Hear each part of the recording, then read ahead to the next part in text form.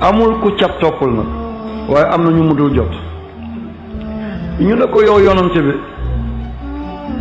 gis nañ booy sol sa dàll da nga ne bismillah iyyaka na'budu nga sol ndeyjoor, ne bismillah iyyaka nasta'inu nga sol càmmoñ, mu ne ngir ma mucc ci cat. ñu ne ko xanaa nekkatoo yonante bi, mu ne ahankay bu may jottale alquran yàlla moo may defal protection, yàlla moo may protéger, moo may ñagal ba alquran du rax.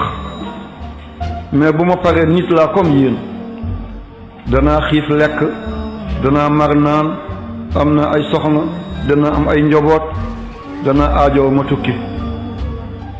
mu ne bu doon am na lu mun a jiitu ndogalu yàlla, mu ne cat lay doon. yal na yàlla musal ci cat.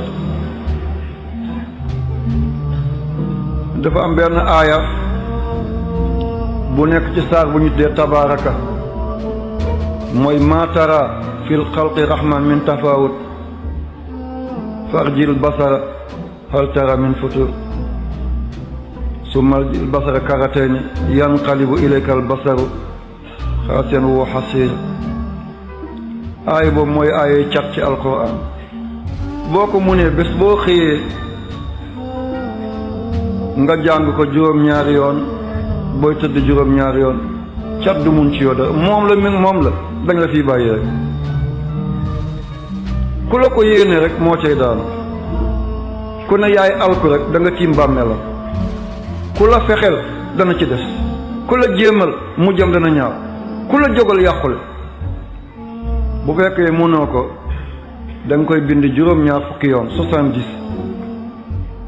waaye boo ko bindee def ko saafara dafa am loo ciy boole, mooy àll bu lakkee, àll lu lakk bi lakk métti feu de brousse, lu àll bi lakk-lakk foog nga seen place yu weex ci biir safara si tën a koo lakk. moom loolu wax naan déenéer nga jël ko def ko ci saafara bi, nga di ko sangoo léeg-léeg.